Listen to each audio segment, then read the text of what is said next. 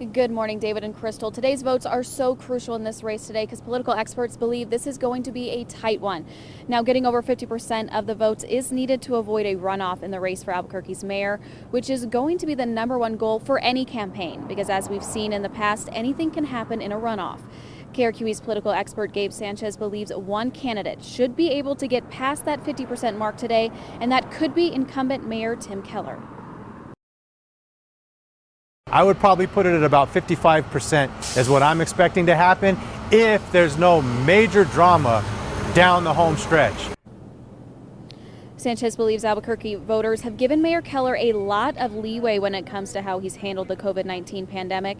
Sanchez also mentioned that crime is a big issue that voters could use as a deciding factor, which was expected to give Gonzalez an edge in the race. Now, right now, polls show that Aragon will likely come in last for this race, but we'll have to just wait and see. David, back to you. All right, Madison. Now, in some polls, Keller is barely edging over the 50% threshold, which could mean a runoff between the top two candidates, which political experts say will likely be between Gonzalez and Keller.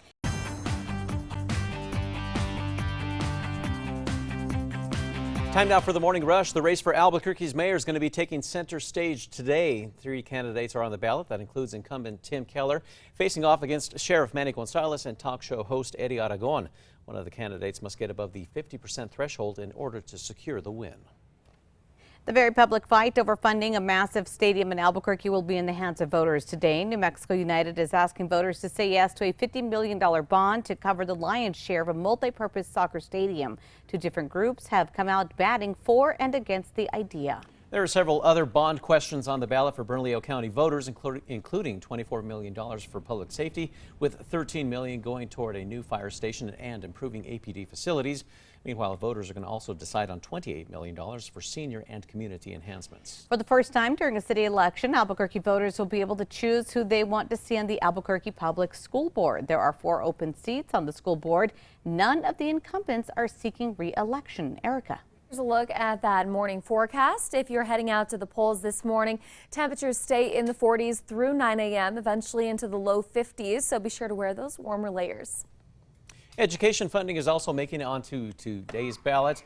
Albuquerque Public Schools is asking voters for $630 million, with the majority of the money going toward upgrading classroom technology. $15 million would go toward ventilation improvements. 5 Albuquerque City Council seats will also appear on today's ballot. Voters will decide who they want to see represent their district of the city. The seats up for grabs include District 1, 5, 7, 9. District 3 seat has Councilor Clarissa Pena running unopposed. Erica. Here's a look at the Metro Threat Index. It's low today. We'll see the chilly temperatures this morning with cloud cover through the day and mild afternoon temperatures. Thousands of New Mexicans have already cast their ballots before Election Day. The total number of early voters surpasses 127,000, while 83,000 early votes have been tallied here in Bernalillo County. If you don't have transportation but you do want to vote, ABQ Ride is offering free bus rides. The city will have free fares all day today. This applies to all of ABQ Ride's fixed route buses and Sun Vans. New Mexicans are invited to sign up for health insurance. That's through the new state-based exchange. Open enrollment has started for the marketplace through Be Well NM, which is now run by the state instead of the federal government.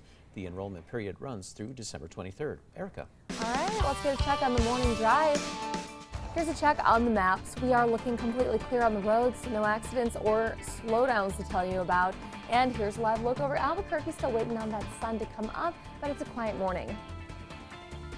Well, the oldest wine press in the Middle East has been unearthed. Last week, archaeologists in Iraq's Duhok province, they discovered what they believe is a 2,700-year-old stone wine press. The archaeologists are working on adding the ancient structure to the UNESCO World Heritage List. Pretty neat. I like it.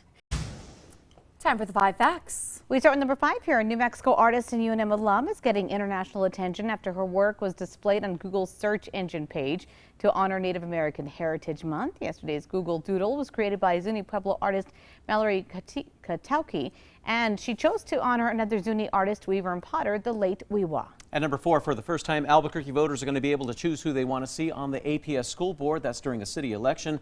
There are 4 open seats on the school board for districts 3, 5, 6, and 7. None of the incumbents are seeking re-election. And to number 3, it's going to be a cooler day across eastern New Mexico. Temperatures only topping out in the 40s, 50s, and low 60s there. At number 2, the very public fight over funding a massive stadium in Albuquerque is going to be in the hands of voters today. New Mexico United is asking voters to say yes to a $50 million bond to cover the Lions' share of a multi-purpose soccer stadium. Two different groups have come out batting for and against the idea. Finally, number one, the race for Albuquerque's mayor will take center stage today. Incumbent Tim Keller facing off against Sheriff Manny Gonzalez and talk show host Eddie Aragon. This race is expected to be a tight one. Political experts say crime appears to be one of the main concerns from voters that could give candidates the edge over their opponents. One of the candidates must get above the 50% threshold in order to secure that win. Some recent polls showed that it may be a little difficult for Tim Keller to get above 50%, which means this could end in a runoff between the two top candidates. Of course, we'll follow that for you right here on KRQE News 13.